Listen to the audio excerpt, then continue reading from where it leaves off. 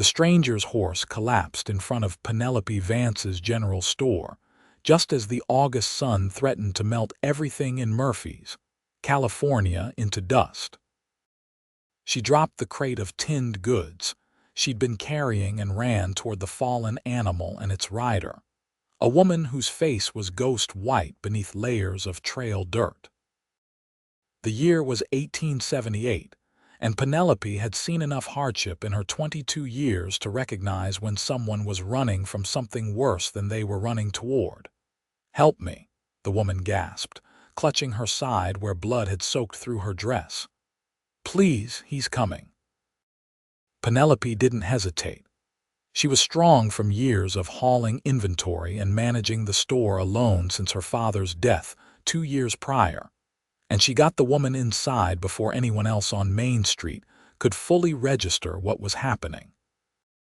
The horse, unfortunately, was beyond saving, its heart given out from what must have been days of hard riding. "Who's coming?" Penelope asked, laying the woman on the narrow bed in the back room where she herself slept most nights rather than returning to the empty house at the edge of town. "My husband," the woman said, and the word came out like poison. "Former husband, if God has any mercy. I ran when he—" She couldn't finish, just gestured to her bloodied side. Penelope had seen this before, too. The West was supposed to be a place of freedom and new beginnings, but some men brought their tyranny with them wherever they went. She fetched water and clean cloth, examining the wound. It was a knife wound, shallow but infected. The woman had been running for at least 3 days. "I'm Penelope." "You're safe here," she said, though she wasn't entirely sure that was true. Her store had a back door and a root cellar, but if a violent man came looking, those wouldn't provide much protection. Still, she couldn't turn someone away.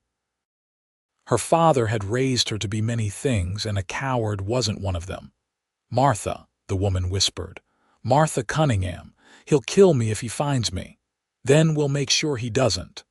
The words came out more confidently than Penelope felt. She was good at bookkeeping and inventory, at haggling with suppliers and maintaining her small business in a town that had nearly died when the gold rush fever moved elsewhere.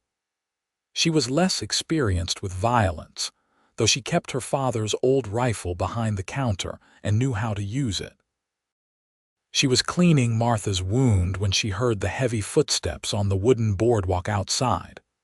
Through the window, she could see the sun glinting off a sheriff's badge, but the man wearing it didn't look like law enforcement. He looked like a rancher who'd been riding hard, dust covering his clothes and his dark hair falling across his forehead beneath a wide-brimmed hat. He was tall, probably in his late 20s, with a face that looked like it smiled often despite the serious expression he wore now. Penelope stepped outside before he could enter, pulling the door shut behind her. "Store's closed," she said. The man stopped, his gray eyes meeting hers. Up close, she could see he wasn't wearing a sheriff's badge at all, just a star-shaped decoration on his vest from some cattle association. She felt slightly foolish for the mistake but didn't let it show. "I'm looking for someone," he said, his voice low and surprisingly gentle. "A woman, probably injured, riding hard. Her horse might have given out around here. Haven't seen anyone like that." He studied her face for a long moment, and Penelope forced herself to hold his gaze even though something about his eyes made her want to look away, made her aware of herself in a way she rarely was anymore. She'd stopped thinking of herself as a woman men looked at years ago, had become just the shopkeeper, the practical spinster who kept Murphy's supplied with flour and coffee and nails. "The horse is dead in front of your store," he said, not unkindly. "Please, I'm not here to hurt anyone. I'm trying to help." That's what men always say. He winced at that, and she saw something flash across his face that looked like understanding, maybe even shame, though what he had to be ashamed of she couldn't know. "My name is Graham Burton." I own the Triple B Ranch about 10 miles north of here. A woman named Martha Cunningham showed up at my place 4 days ago, terrified, bleeding. My sister tended to her wounds and we were going to take her to the marshal in the morning, but she ran in the night, took one of our horses. We've been tracking her since, trying to bring her back to safety before. He trailed off. Before what? Before her husband finds her. He's 2 days behind us, maybe less now, and he's not alone. Penelope's heart sank. She wanted to believe him, needed to believe him, but trust wasn't something that came easily. How do I know you're telling the truth? Graham Burton reached slowly into his vest pocket, giving her time to see the movement, and pulled out a piece of paper. It was a letter written in a shaky hand. If anyone finds this, I went east. I couldn't let them risk themselves for me anymore. The Burtons are good people. Trust Graham. It was signed Martha. Penelope's shoulders sagged. She's inside. The wound is infected. Graham's expression flooded with relief. Thank God. Is she conscious? Barely. I have medicine in my saddlebag. My sister Catherine sent it. She's got training in nursing. May I? Penelope nodded and stepped aside, but kept her hand near the pocket where she'd slipped a small knife. Graham moved past her, and she caught the smell of leather and sage and honest sweat. He was gentle with Martha, kneeling beside the bed and speaking to her in low, reassuring tones while he examined the wound. You did good work cleaning this, he said to Penelope. But it needs stronger medicine than soap and water. She watched him work, watched the careful way his large hands moved, the focused expression on his face. He'd pushed his hat back, and she could see his features more clearly now.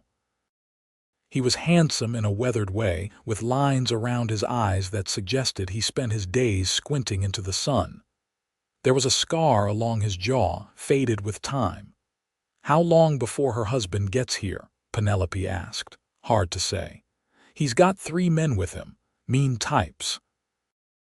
I passed through their camp yesterday, pretended I was just another rancher heading to Sacramento. They didn't recognize me. They were drinking and talking about what they'd do when they found her. His jaw tightened. Things that would make the devil himself sick. The marshal is in Sacramento, won't be back for a week. The deputy here is good for breaking up bar fights, not for standing against 4 armed men who don't care about the law. Then what do we do? Graham looked up at her, and something in his eyes made her breath catch. We protect her. Whatever it takes. You started this when you took her in. I'm not going to leave you to face them alone. Penelope wanted to argue, wanted to say she didn't need his protection or anyone else's, but the truth was she was terrified. She was good at running a store, at keeping ledgers and haggling prices, but she wasn't a fighter. The rifle behind her counter would be no match for 4 violent men. I have my ranch hands coming, Graham continued. I sent my brother Miles back to get them yesterday. They should be here by tomorrow morning. Until then, we hold this position and keep Martha safe. This position, you make it sound like a military operation. It might as well be. These men are dangerous, Miss Vance. She startled at him using her name, then realized he must have seen it on the store sign outside. Just Penelope. And if we're going to be defending this place together, you should probably stop calling me Miss Anything. The corner of his mouth quirked up in what might have become a smile under different circumstances. Graham, then. No formalities needed. They worked together through the evening, boarding up the windows, checking the ammunition for Penelope's rifle and the 2 revolvers Graham carried. He was methodical and calm, explaining everything he was doing as though she were a partner in this rather than someone who needed protecting. She appreciated that more than she could say. As night fell, Martha's fever broke and she slept more peacefully. Graham insisted that Penelope rest while he took first watch, but she couldn't sleep. Instead, she made coffee on the small stove in the back room and brought him a cup.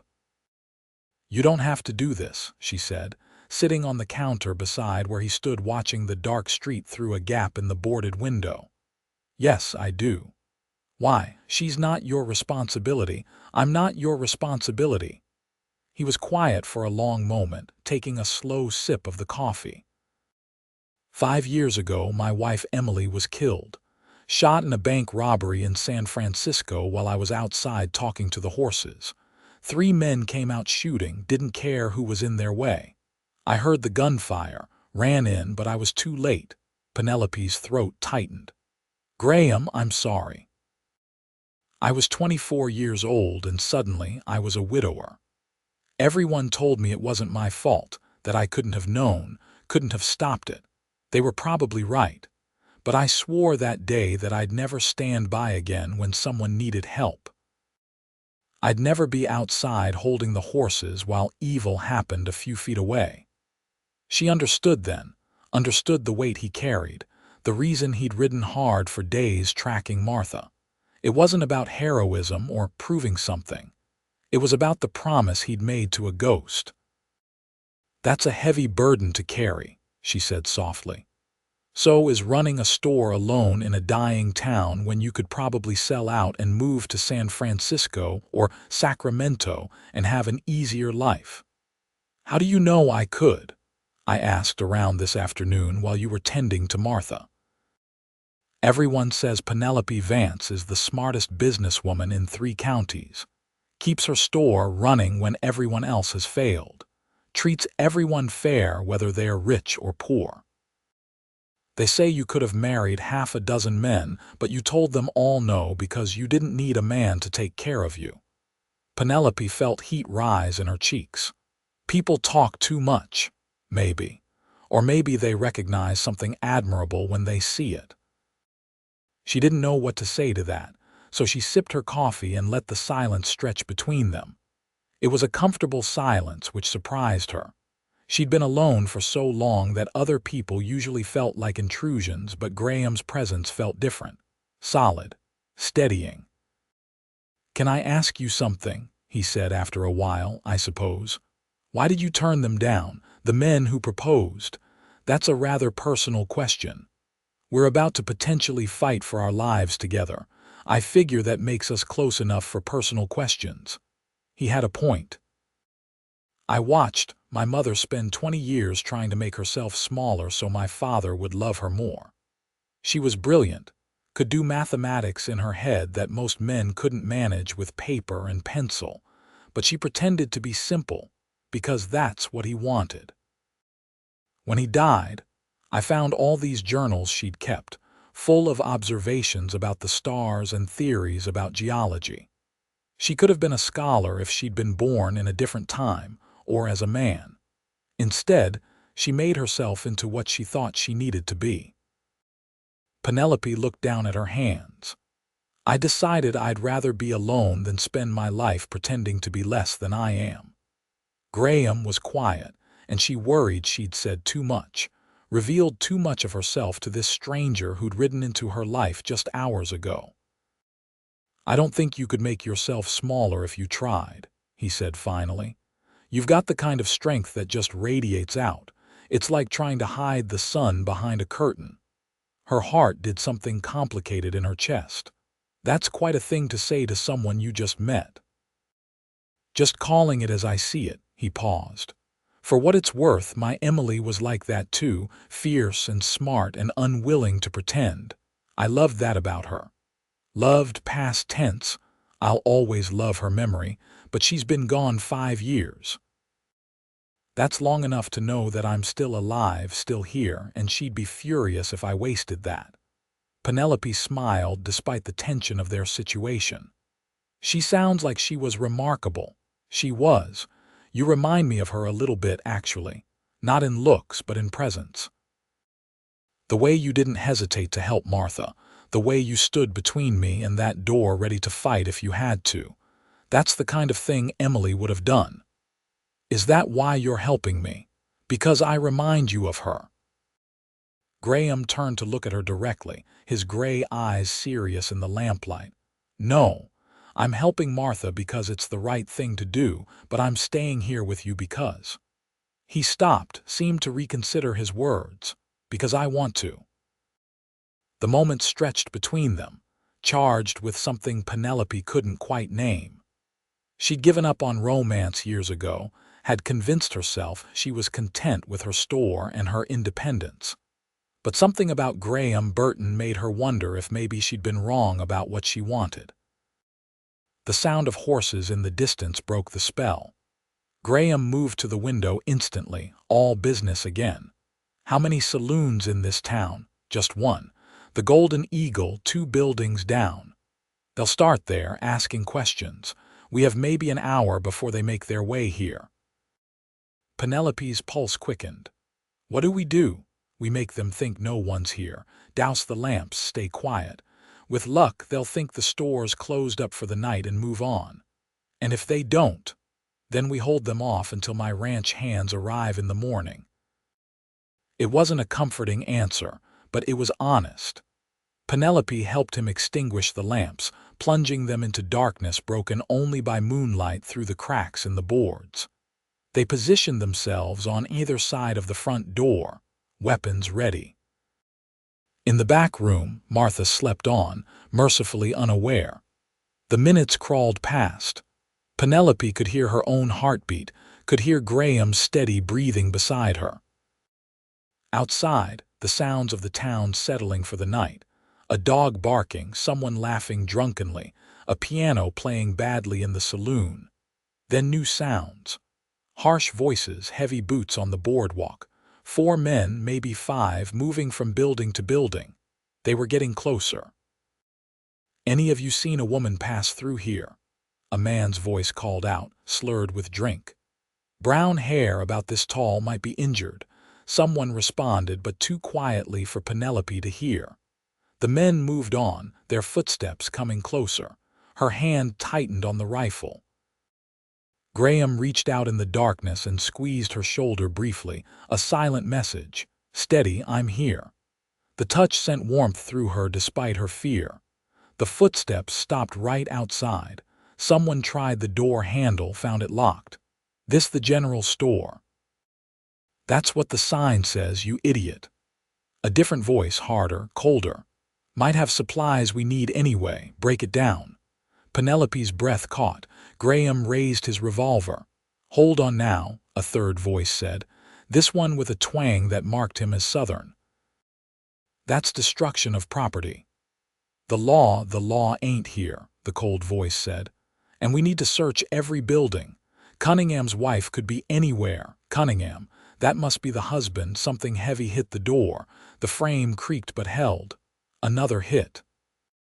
The wood started to splinter. "Penelope," Graham whispered, "when they come through, stay behind the counter. No matter what happens, stay down. No, we stand together or not at all." Even in the darkness, she could sense his frustration with her stubbornness, but also something that might have been respect. The door burst open. 4 men spilled inside, backlit by moonlight. Graham fired before they could fully register the situation, his shot deliberate and controlled. One man screamed and fell, clutching his leg. Not a kill shot, but enough to take him out of the fight. "Back out," Graham commanded, his voice hard and authoritative. "This is private property and you're not welcome." "The hell we're not," the cold voice said. Penelope could see him now, a lean man with a cruel face and dead eyes. "Cunningham, my wife is in here, I can feel it. I got a right." "You've got no rights," Penelope said, surprising herself with the steadiness of her voice. "She left you.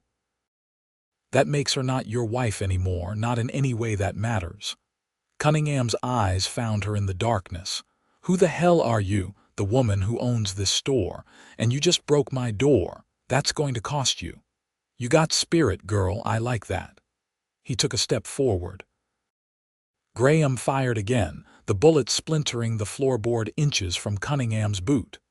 "Next one goes higher," Graham said. They faced off in the darkness, 4 men against 2. Terrible odds.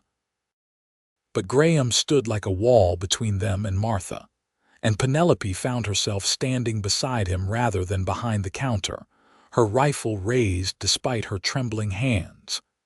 "You willing to die for a woman you don't even know?" Cunningham asked Graham.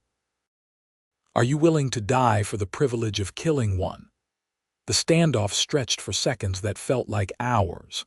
Then, from outside, a new sound. Horses, many of them, riding hard down Main Street. Graham's ranch hands. "Or more trouble, boss," one of Cunningham's men said nervously. "We should go." Cunningham's face twisted with rage, but he was calculating odds now. "This ain't over. I'll be back." "I'll be waiting," Graham said.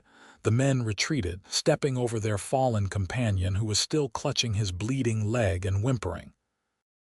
The moment they were clear, Graham slammed what remained of the door and shoved a heavy shelf in front of it. The horses outside stopped. "Graham, you in there?" a voice called. Relief flooded through Penelope. Graham's reinforcements had arrived. "We're here, Miles. And we've got company that just left." The next hour was controlled chaos. Graham's brother Miles arrived with 6 ranch hands, all armed and capable. The wounded man outside turned out to be one of Cunningham's hired guns, and they left him propped against the water trough while someone rode for the deputy. Cunningham and his other men had vanished into the night, but everyone knew they'd be back. Miles Burton looked like a younger version of Graham, maybe 25, with the same gray eyes and dark hair but a more carefree smile. "You must be the shopkeeper everyone's talking about," he said to Penelope, tipping his hat. "My brother said you stood up to 4 armed men with nothing but a rifle and determination." "Your brother makes it sound more heroic than it was. I was terrified. Courage isn't the absence of fear, my mother always says. It's acting despite it." Their mother sounded wise. Penelope found herself curious about the Burton family, about the ranch Graham had mentioned, about the life he lived when he wasn't riding to rescue strangers. With the ranch hands standing guard, there was time to breathe, to think. Graham checked on Martha, who was still sleeping peacefully, unaware of how close danger had come. Then he came to find Penelope, who was surveying the damage to her store by lamplight. "I'll pay for the door," he said, "and anything else that got broken. That's not necessary." "It is to me. You got dragged into this because you did the right thing. You shouldn't suffer for that." She looked at the splintered door frame, the scattered merchandise, the blood on her floor from the wounded man. Her safe, predictable life had exploded in the span of a single day. She should have been angry, should have been demanding that Graham and Martha and all these complications leave her store and never come back. Instead, she felt more alive than she had in years. "He'll come back," she said quietly. "Cunningham, men like that don't give up." "I know. Which is why I think Martha should come to the ranch. It's defensible, we've got enough men to hold it, and it's far enough from town that he'll think twice before attacking." "That makes sense. I'd like you to come too." Penelope's heart skipped. "What? Your store isn't safe anymore." "He saw you, knows you helped. Even if he's focused on Martha, he might come after you out of spite." Graham ran a hand through his hair, and she could see the exhaustion in his face now, the toll the past few days had taken. "Please. At least until we can get the marshal involved, until this is properly settled. I can't just abandon my store. Miles can stay here with a couple of the hands. They'll keep it secure, make sure no one loots it, but you need to be somewhere safe." "I've been taking care of myself for a long time, Graham." "I know you have. I'm not saying you can't. I'm saying you don't have to. Not alone. Not this time." There was something in his voice, in his eyes, that made her defenses crumble. This wasn't about him thinking she was weak or incapable. It was about him wanting to protect something he'd decided mattered. And somewhere in the past few hours, she'd become one of those things. "All right," she heard herself say. "But just until it's safe." The relief on his face was worth the uncertainty she felt about leaving her store, her home, her carefully controlled life. They left before dawn, a small caravan heading north out of Murphy's. Martha rode in a wagon driven by one of the ranch hands, still weak but improving. Penelope rode beside Graham, mounted on a gentle mare he'd borrowed from Miles. The sun rose as they climbed into the foothills, painting the California landscape in shades of gold and amber. The Triple B Ranch appeared as they crested a hill, and Penelope caught her breath. It was beautiful, sprawling across a valley with the Sierra Nevada mountains as a backdrop. The main house was large but not ostentatious, built of timber and stone with a wide porch that wrapped around 3 sides. Outbuildings dotted the property: a barn, a bunkhouse, corrals, a smokehouse. It looked prosperous but earned, the kind of place built by hard work rather than luck. "It's lovely," she said. Graham smiled, and it was the first real smile she'd seen from him. It transformed his face, made him look younger, less burdened. "My father started it 30 years ago with nothing but determination and a land grant. It's been the family legacy ever since. Your father passed 2 years ago. Heart gave out while he was mending fence. He died doing what he loved, at least." Graham's expression sobered. "My mother still lives here, along with my sister Catherine, who you'll meet. She runs the household while I run the ranch operations." They rode down into the valley, and Penelope found herself nervous in a way she hadn't been facing down armed men. Meeting Graham's family felt significant somehow, like she was stepping into a life rather than just seeking temporary shelter. The woman who came out onto the porch as they approached was perhaps 50, with gray-streaked hair pulled back in a practical bun and eyes the same gray as her son's.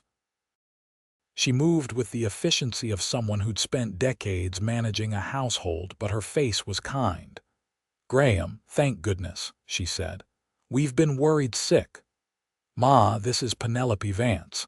She's the one who sheltered Martha in Murphy's. Penelope, my mother, Margaret Burton." Margaret's gaze swept over Penelope with an assessing quality that wasn't unkind but was certainly thorough. Whatever she saw must have passed muster because she smiled. "Any friend of Martha's is welcome here. Come inside, both of you. You look exhausted." A younger woman appeared behind Margaret, maybe Penelope's age, with the same dark hair as Graham and Miles but a rounder, softer face. "Is Martha with you?" "In the wagon, Catherine. She needs tending." Catherine was already moving past them, medical bag in hand. Penelope watched her go, impressed by the competence of this family. They all seemed to know their roles, to move together like a well-oiled machine. Inside, the house was warm and welcoming, filled with furniture that looked handmade and comfortable. Pictures on the walls showed the family through the years. A stern but not unkind man who must have been Graham's father, the children at various ages, landscapes of the ranch. It was a home in the truest sense, full of love and history. Margaret set about making coffee and breakfast while Graham showed Penelope to a guest room upstairs. "It's not fancy," he said, "but it's clean and comfortable." "It's perfect," she said honestly. The room was small but bright, with a window overlooking the valley and a quilt on the bed that looked lovingly made. "Thank you for this, for all of it. You don't need to thank me. I do, though. You could have just taken Martha and left me to deal with Cunningham on my own. Instead, you—" She trailed off, not sure how to finish the sentence. "Instead, I did what anyone decent would do," Graham said. But his eyes said something more, something that made her pulse quicken. They stood there in the doorway, the morning light slanting between them, and Penelope felt the weight of everything unspoken. She'd known this man for less than a day, but it felt like longer, felt like something significant had shifted in her understanding of what her life could be. "Get some rest," Graham said finally, breaking the moment. We'll figure out our next steps once everyone's recovered. He left, and Penelope sat on the bed trying to process everything that had happened. Yesterday morning, she'd been alone in her store, content in her solitary life. Now she was at her ranch surrounded by strangers who were treating her like family, and she couldn't stop thinking about the man who'd brought her here. She slept for a few hours, exhaustion finally winning over the chaos of her thoughts. When she woke, the sun was high and she could hear voices downstairs. She washed her face in the basin provided, tried to make herself presentable despite wearing the same clothes from yesterday, and headed down. In the kitchen, she found Margaret, Catherine, and Martha sitting around a large table. Martha looked better, color back in her face, though she was still weak. Catherine was rebandaging her wound with practiced efficiency. "There you are," Margaret said warmly. "Sit, please. I've kept breakfast warm for you. You don't have to go to such trouble. It's no trouble. Besides, any woman who faces down her fear to help a stranger deserves a good meal."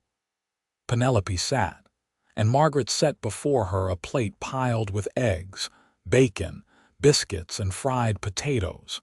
It was more food than she usually ate in a day, but she realized she was starving. "Graham told us what happened," Catherine said, her hands steady as she worked on Martha's wound. "That took real courage, or real foolishness," Penelope said. "I'm still not sure which." Martha reached across the table and squeezed her hand. "Thank you. I never got to say it properly, but thank you for helping me. I couldn't do anything else." "Most people could and would," Martha said quietly. "Most people saw what James was doing to me and looked the other way, said it was between husband and wife, not their business. You didn't." "How long were you married to him?" Penelope asked. 3 years. "He was charming at first, said all the right things. By the time I saw what he really was, it was too late. He had me isolated on a homestead miles from anyone, no money of my own, nowhere to go, when I finally tried to leave." She touched her side where the knife wound was. "He said he'd rather see me dead than free." Catherine's jaw tightened. "Men like that are monsters, no better than animals."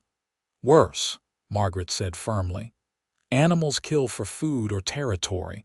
Men like James Cunningham hurt because they enjoy it. They're poison." The conversation continued around her, and Penelope found herself feeling an unexpected kinship with these women. They understood, in a way most people didn't, what it meant to stand against the casual cruelty the world allowed men to inflict on women. They'd all drawn their lines, all decided what they would and wouldn't tolerate. After breakfast, she found Graham in the barn, checking on the horses. He looked up as she entered, and that smile flickered across his face again. "Sleep well. Better than I expected. Your family is wonderful." "There's something, all right." He finished examining a hoof and straightened. "I was thinking, we need to get word to the marshal in Sacramento, let him know what's happening, maybe get some official law involvement so this doesn't turn into an all-out war." "That sounds wise." "I'd ride there myself, but I don't want to leave you and Martha unprotected. Miles can go, but that's still a day's ride each way. 2 days minimum before we can expect help. And Cunningham might come before then." "Exactly." Graham's expression darkened. "I've got the hands rotating watch, but if he brings enough men, we could be in for a real fight." Penelope moved closer, drawn by something she couldn't name. "Graham, why are you doing all this? And don't say it's just because it's the right thing. There's more to it than that." He was quiet for a long moment, his hand absently stroking the horse's neck. "When Emily died, I was angry at the world for a long time. Angry at those robbers, angry at myself, angry at God for letting it happen. That anger ate at me for 2 years until I was barely human anymore. My mother finally sat me down and said I had a choice. Let the anger consume me, or transform it into something useful. So I decided that if I couldn't save Emily, I could at least try to save others. It's not about being a hero. It's about making her death mean something. That's a lot of weight to carry. Maybe. But meeting you, seeing how you didn't hesitate to help Martha, how you stood beside me when you could have run, it reminded me that there are still good people in this world, people worth protecting. He looked at her directly. People worth knowing. Her breath caught. Graham, I know this is fast. I know you barely know me, but I can't pretend I don't feel something when I'm around you, something I haven't felt in 5 years. Penelope's heart raced. She'd spent so long building walls, convincing herself she didn't need or want romantic entanglement. But Graham Burton was dismantling those walls with his honesty, his quiet strength, his refusal to treat her like she was fragile. I feel it too, she admitted, and it terrifies me. Why? Because I've worked so hard to build a life where I don't need anyone, where I'm complete on my own. If I let you in, if I let myself feel this, what happens when it goes wrong? What happens when you realize I'm not Emily, that I'll never be what you need? The words hung between them, raw and vulnerable. Graham stepped closer, his hand coming up to cup her cheek with surprising gentleness. You're right, he said softly. You'll never be Emily, but I don't want you to be. I want you to be exactly who you are, stubborn and brave and so determined to stand on your own that you'd rather be alone than compromise. That's not a flaw, Penelope. That's what makes you remarkable. You don't know me well enough to say that. Maybe not. But I'd like to, if you'll let me. She should have pulled away, should have reinforced her walls and reminded herself why she'd built them in the first place. Instead, she found herself leaning into his touch, into the warmth and safety he represented. This is crazy, she whispered. Probably, he agreed. But so is standing against 4 armed men to protect a stranger. I figure we're both a little crazy. She laughed despite herself, and the sound seemed to surprise them both. When was the last time she'd laughed like that, free and genuine? She couldn't remember. The moment was broken by Miles calling from outside. Graham, we've got movement on the South Ridge. Could be nothing, could be trouble. Graham's expression immediately shifted to alertness. Stay in the house, he told Penelope. Keep Martha and the women inside and away from the windows. What are you going to do? What I have to. She wanted to argue, wanted to insist she could help, but she understood tactics well enough to know she'd be more liability than asset in a real fight. So she nodded and watched him go, feeling a cold knot of fear in her stomach. Inside the house, the women gathered in the parlor, away from exterior walls. Catherine had retrieved a rifle, Margaret had a shotgun, and even Martha had a small pistol despite her weakness. They were prepared to defend themselves if it came to that. Through the interior windows, Penelope could see Graham and his ranch hands taking positions around the property. They moved with military precision, everyone knowing their role. Miles rode out toward the South Ridge, 2 other men flanking him. Minutes crawled past. The tension was suffocating. Then Miles returned at a gallop, and Penelope's heart sank. He was riding hard, and that meant trouble. Graham met him in the yard, and though she couldn't hear their conversation, she could see the grim set of Graham's jaw afterward. He looked toward the house, and even from a distance, she could read the concern in his eyes. He came inside, his expression controlled but serious. It's Cunningham. He's got maybe a dozen men camped on the ridge just outside rifle range. They're watching us. A dozen, Catherine said. Where did he get that many? Hired guns, most likely. Promised them a share of something or just paid them outright. Men willing to do violence for money aren't hard to find. Graham's hands clenched at his sides. He's got us outmanned and he knows it. What do we do? Martha asked, her voice small. We hold our ground. My men are loyal and well armed. Cunningham might have numbers, but we have position and determination. And Miles is riding to Sacramento tonight, dark or no dark. The marshal should be here in 2 days. That's a long time to hold against those odds, Margaret said pragely. I know, Ma, but it's what we've got. Penelope stood. There has to be another way, something besides just waiting for them to attack. I'm open to suggestions. Her mind raced, thinking through the problem like she would a difficult business negotiation. What does Cunningham actually want? Obviously he wants Martha, but why? Pride? Control? Both, Martha said. And he can't let it be known that his wife left him and got away with it.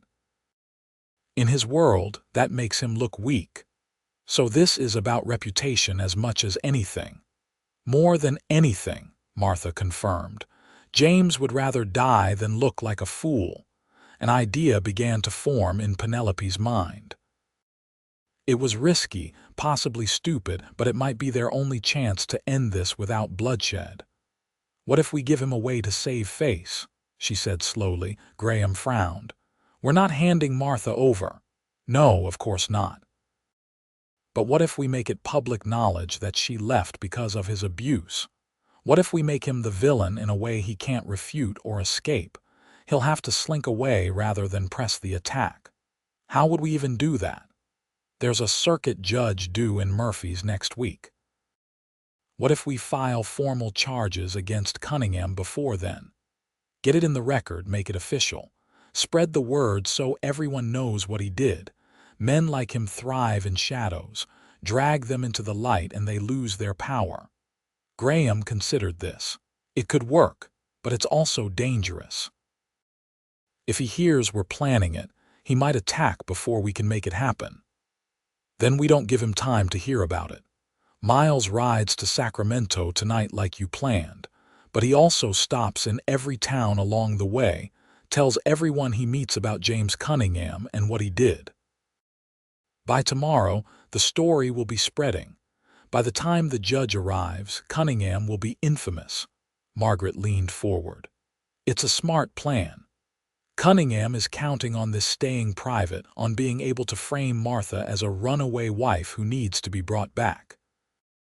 If we change the narrative, we change everything. Catherine nodded. And I can write to the Women's Aid Society in Sacramento. They have connections with newspapers. This could become a real story, not just local gossip. Graham looked at Penelope with something like awe. You're brilliant. I'm practical, she corrected. In business, you learn that reputation is everything. Ruin someone's reputation and you don't have to fight them. They're already beaten. It's still risky. If this doesn't work, if Cunningham attacks anyway, then we fight, Penelope said firmly. But at least we'll have tried to end this without more bloodshed. They put the plan into motion immediately. Miles left as soon as darkness fell, armed with a written statement from Martha detailing the abuse, and a letter from Catherine to be delivered to various newspapers and aid societies.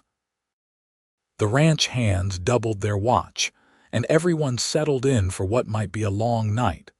Penelope found she couldn't sleep despite her exhaustion.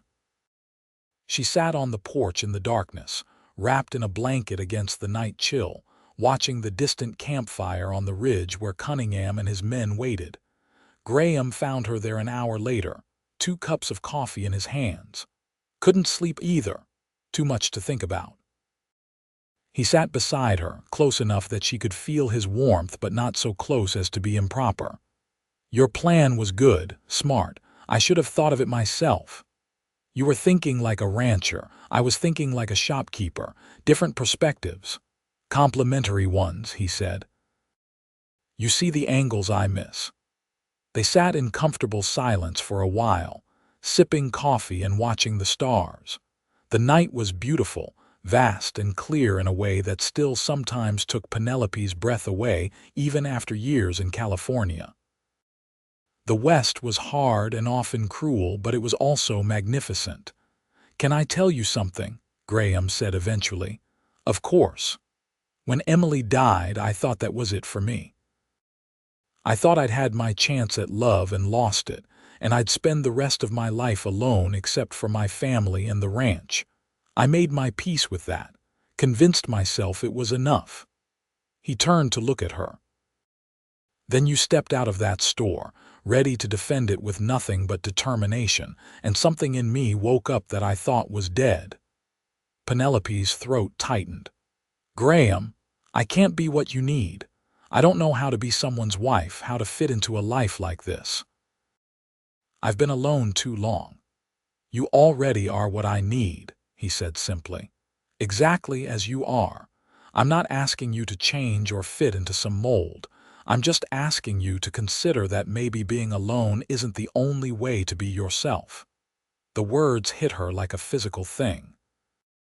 She'd spent so long believing that love meant sacrifice, meant making herself smaller, meant giving up the independence she'd fought so hard to maintain. But Graham wasn't asking for any of that. He was asking her to be exactly who she was, just not alone anymore.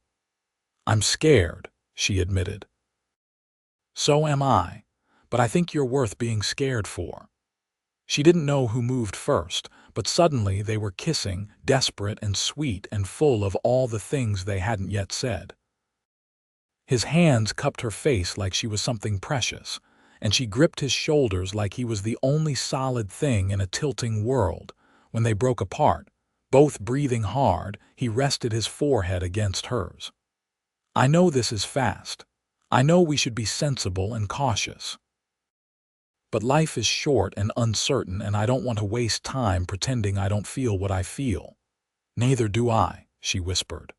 But Graham, even if we survive this, even if Cunningham goes away, I still have my store, my life in Murphy's. I can't just abandon it. I would never ask you to. We'll figure it out. Maybe I spend more time in town. Maybe you spend time here. Maybe we find some compromise that works for both of us. But we figure it out together as partners, not with one of us sacrificing for the other. It was everything she'd never let herself hope for. A man who saw her strength as an asset rather than a threat, who wanted to build something with her rather than reshape her to fit his needs. All right, she said. Let's see where this goes, together. His smile was brighter than the stars. They spent the rest of the night talking, learning each other in the way new lovers do. He told her about the ranch, about his dreams of expanding it, about the daughter he and Emily had been planning to have before she died.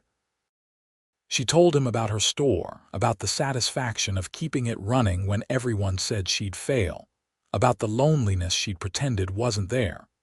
As dawn broke over the mountains, painting the valley in shades of pink and gold, Penelope felt something she hadn't felt in years: hope. The next day passed with agonizing slowness. Cunningham's men stayed on the ridge, watching but not attacking. Inside the ranch, everyone went about their business with weapons close at hand. Catherine taught Penelope how to properly load and fire a rifle. Margaret showed her the hidden spaces where they'd concealed supplies in case of a siege, and Martha slowly regained her strength. By evening, word began to filter back from travelers passing through. Miles had been busy. Every town between the Triple B and Sacramento was talking about James Cunningham and his abuse. The Women's Aid Society had taken up Martha's case as a rallying point.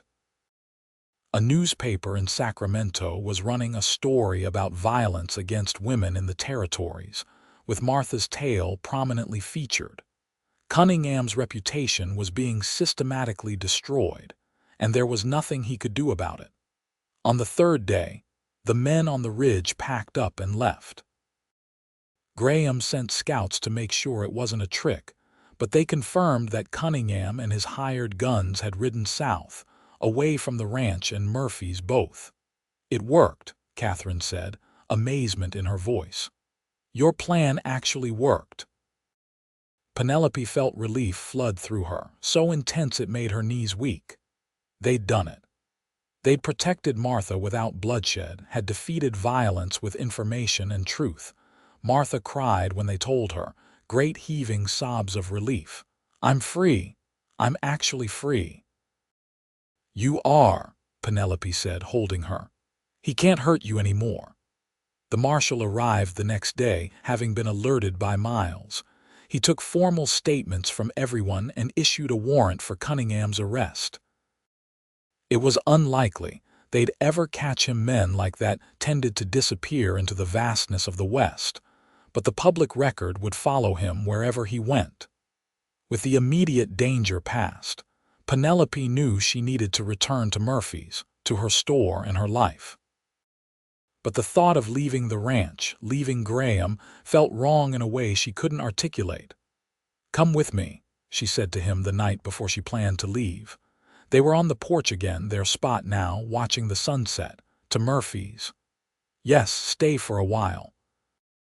Let me show you my world the way you showed me yours," he smiled. "I'd like that. But Penelope, we need to talk about the future, about what we want this to be." Her heart raced. "What do you want it to be?" "I want to marry you," he said bluntly. "I know it's fast. I know we've only known each other a week, but I'm 30 years old and I know what I want. I want to wake up next to you. I want to build a life with you. I want to support your dreams and have you support mine. But I need to know if you want that too, or if I'm moving too fast." Penelope took a deep breath. A week ago, if someone had told her she'd be considering a marriage proposal from a rancher she'd just met, she would have called them insane. But everything about this was insane, was impossible, was absolutely right. "I want it too," she said, "but I have conditions." "Name them." "I keep my store, it's mine, and I won't give it up even if we marry." "Agreed. I wouldn't ask you to. I want to be your partner in every sense. That means having a say in ranch decisions, being consulted, being respected. That's how I want it too. And I want time. Not a long engagement necessarily, but time to make sure this is real, that we're not just caught up in the drama and danger of the situation." Graham considered this. 3 months. Court me properly for 3 months. If at the end you still want this, we marry. If you don't, we part as friends and I'll never pressure you. 3 months, she agreed. They sealed it with a kiss that promised everything. True to his word, Graham courted her over the following months with a dedication that was both endearing and overwhelming. He rode to Murphy's twice a week, always bringing something. Flowers, books he thought she'd like, supplies for the store. They took long walks through the town and the surrounding hills, talking about everything and nothing. He helped her with heavy inventory, fixed her broken door properly, and charmed every customer who came through. The town watched their courtship with interest and approval. Penelope Vance, the independent shopkeeper who'd turned down every suitor, had finally found someone worthy. The story of how they'd met, of Martha's rescue and Cunningham's defeat, had spread and grown into local legend. Martha stayed at the Triple B Ranch, taking a position helping Catherine with the household management. She bloomed there, her bruises fading, her smile returning. She started a small garden and talked about maybe one day having her own homestead, her own life built on freedom rather than fear. As the 3 months drew to a close, Penelope found she wasn't nervous. She was certain. Graham had proven himself over and over. Reliable, respectful, loving without being possessive. He supported her business decisions, listened when she talked about her dreams of expanding the store, and never once suggested she should give up her independence for him. On a crisp October morning, they were married in the small church in Murphy's. Margaret cried, Miles teased his brother mercilessly, Catherine served as Penelope's attendant, and Martha threw rice with more enthusiasm than accuracy. It was simple and perfect.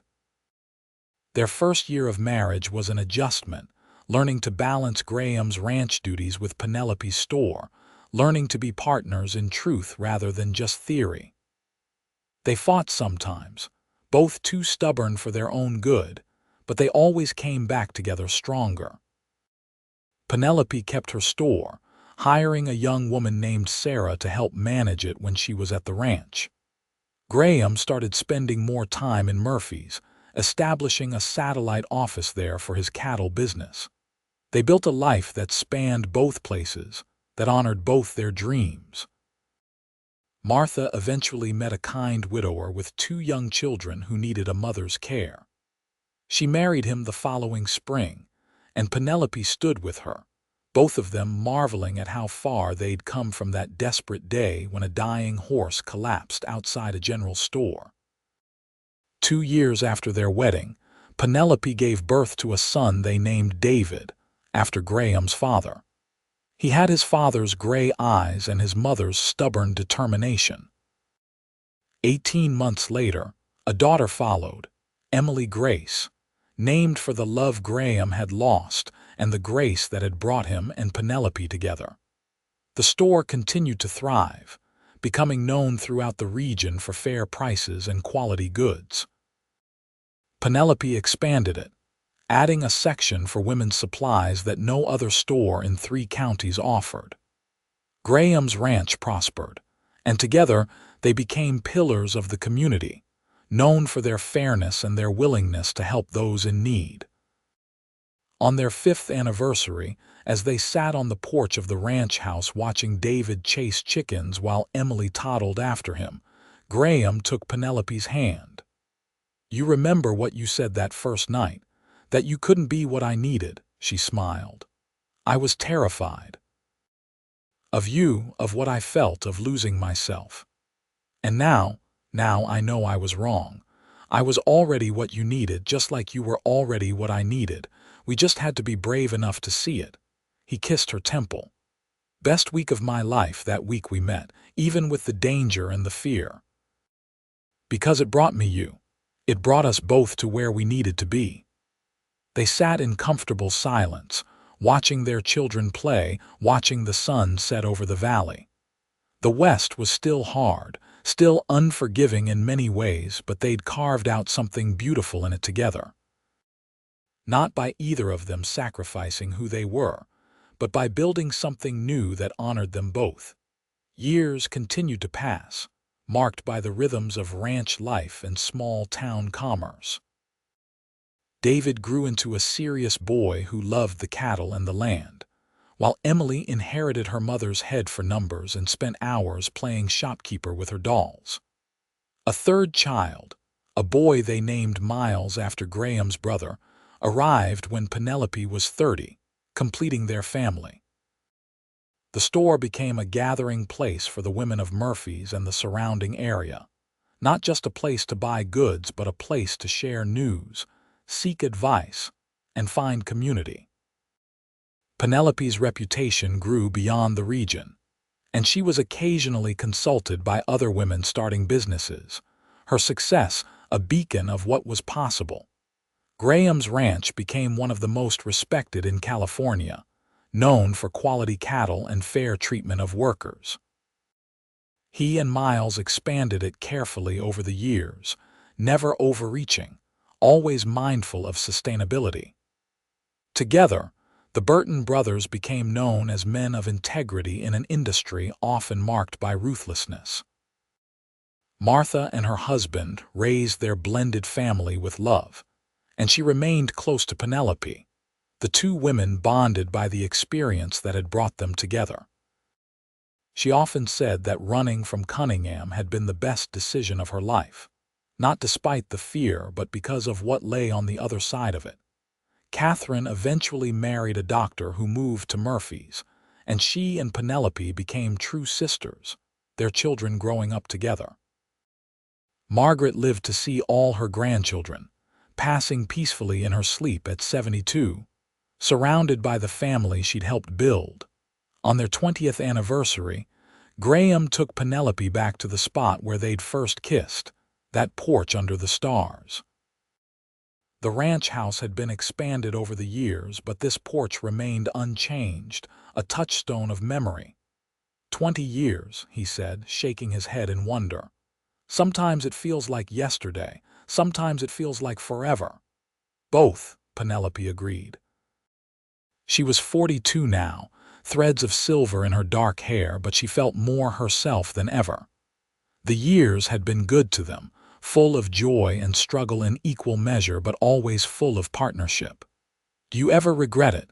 Taking in Martha that day, getting involved? Never. Not for a single moment, because it brought me back to you. We might have met anyway. Murphy's isn't that big. Maybe. But I like the way we did meet, with you standing fearless in the face of danger, me recognizing something in you that I couldn't walk away from. It was dramatic and romantic and very us, she laughed. Very us indeed. Two stubborn people who found each other at exactly the right moment. Do you remember being scared? That first night when you said you couldn't be what I needed, I remember being terrified. I'd built this whole life around being independent, around not needing anyone. You threatened all of that. But I didn't take it away. No, you showed me that love didn't have to mean sacrifice, that I could be myself and be yours at the same time. That partnership didn't mean losing myself, it meant finding more of myself than I knew existed. Graham pulled her close and she rested her head on his shoulder, comfortable and right. I love you, he said simply. Still, always, more every day. I love you too. Even when you track mud through my clean store. Especially then, he teased, and she swatted his arm. They stayed there as the stars came out, the same stars they'd watched that first night, eternal and unchanging while everything else transformed around them. Their children were growing up, the ranch and store were thriving, their community was strong. They'd built something lasting, something that would outlive them both. Inside the house, they could hear their children arguing about something, Miles's voice rising above his siblings. Margaret's influence lived on in the chaos and love of this home. Emily's memory was honored in their daughter's laughter. The past and present wove together into something beautiful. You ever wonder what would have happened if Martha hadn't stumbled into Murphy's that day? Penelope asked. Sometimes, but I don't dwell on it. We make our own destiny, you and I. If it hadn't been Martha, it would have been something else that brought us together. Some people are just meant to find each other. You're a romantic. Only with you. As they finally headed inside to their boisterous family, Penelope reflected on the journey that had brought her here. From the frightened woman defending her store, convinced she needed to be alone to be herself, to this. A full life, rich with love and partnership and purpose.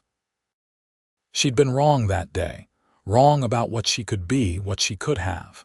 She'd thought she couldn't be what Graham needed, but the truth was she'd always been exactly that. And he had been exactly what she needed, even though she hadn't known it. Sometimes the bravest thing was not standing alone, but allowing yourself to be seen, to be loved, to be part of something bigger than yourself. The years continued their march forward. David eventually took over primary management of the ranch, his steady nature perfect for the responsibility. Emily, surprising everyone, became a lawyer, one of the first women in California to do so, using her position to advocate for other women facing situations like Martha's. Miles the younger became a teacher, patient and kind like his namesake uncle. Graham and Penelope grew old together, their love deepening with time rather than fading. They became grandparents, then great-grandparents, their family tree spreading and growing. The store passed to Emily's daughter, who ran it with the same fairness and innovation her grandmother had. The ranch stayed in Burton hands, generation after generation. On a warm spring day in 1918, Penelope sat on that same porch, now 82 years old. Graham sat beside her, 88 and still stubbornly vital despite his age. Their bodies were worn with time, but their connection remained unbreakable. 40 years, she said, though it was actually their 40th anniversary. They'd been married in 1878, right after that whirlwind week that changed everything. Best 40 years of my life, Graham said, his voice rougher with age but still warm. Even better than the first 29, especially better than those. Emily would understand. She'd want me to have had this, to have had you. Penelope squeezed his hand. They'd spoken of Emily often over the years, keeping her memory alive while also honoring the life they'd built. There was room for both love and loss, for memory and new joy. "I was so sure I knew what I wanted," Penelope said softly. "So convinced that being alone was the only way to be free. You proved me wrong in the best possible way. You proved yourself wrong. I just gave you the opportunity to see it." Around them, their family gathered for the anniversary celebration. Children and grandchildren and great-grandchildren filled the ranch, their voices a beautiful chaos. Martha was there too, ancient and content, her own family sprawling and happy. The store in Murphy's was thriving under new management but still bearing the Vance name. The ranch stretched across the valley, prosperous and well-maintained. They'd built something that would last, not through domination or sacrifice, but through partnership and respect and stubborn determination. Two people who'd found each other in crisis and chosen each other every day since. As the sun set on their 40th anniversary, Graham turned to Penelope and said the same thing he'd said to her that first night, when she'd been so certain she couldn't be what he needed. "You're exactly what I need. You always have been." And Penelope, no longer afraid, no longer convinced she had to choose between love and independence, smiled and replied, "And you're exactly what I need. Thank you for showing me I could have both." They kissed, surrounded by the evidence of their love, the family and legacy they'd built together. It wasn't the life Penelope had imagined for herself at 22, convinced she was meant to be alone. It was better, richer, fuller than anything she could have dreamed. In the end, the Wild West had given them both what they needed: space to be themselves, freedom to build something new, and the courage to take risks on what mattered most. They'd faced down danger together, built an empire together, raised a family together, and never once had Penelope felt like she'd sacrificed who she was. Because Graham had been right all along. She didn't need to become something different. She just needed to be brave enough to let someone see her, love her, stand beside her. And in doing so, she'd become more herself than she'd ever been alone. The story that had started with a dying horse and a desperate woman had transformed into something beautiful and lasting. Martha had found freedom. Graham had found love again. And Penelope had found that independence and partnership weren't opposing forces but complementary ones. As the stars came out over the California Valley, the same stars that had witnessed their first kiss 40 years ago, Graham and Penelope Burton sat together, hands clasped, hearts full. They'd lived a good life, a full life, a life built on honesty and respect and stubborn love. And in the morning, they'd wake up and do it all again together, just as they had for 40 years, just as they would for whatever time remained. Because that's what partners did. That's what love meant, not sacrifice, not surrender. But two whole people choosing each other, every single day, building something bigger than either could manage alone. The Wild West was fading by 1918, the frontier closing, the lawless days giving way to civilization. But some things remained eternal: love, courage, the human capacity for growth and change. Graham and Penelope had embodied all of that, had shown their children and grandchildren that strength came in many forms, that love was worth the risk, that being vulnerable wasn't weakness but the bravest thing of all. Years later, when their great-grandchildren would ask about their story, they'd tell it simply. A woman helped a stranger, a man helped them both, and in the chaos and danger they found each other. Love wasn't always dramatic, but sometimes it was. Sometimes it arrived with dying horses and armed men and impossible choices. And sometimes, if you were very lucky, you were brave enough to recognize it and hold on tight.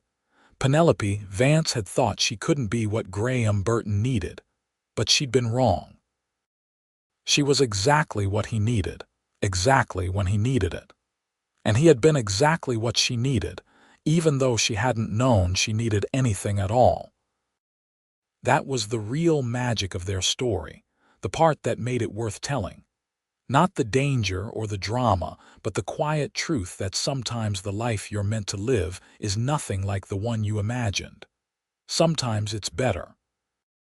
Sometimes it's everything you didn't know to want, delivered in the form of a gray-eyed rancher who saw you exactly as you were and loved you for it. And that, in the end, was more than enough. It was everything.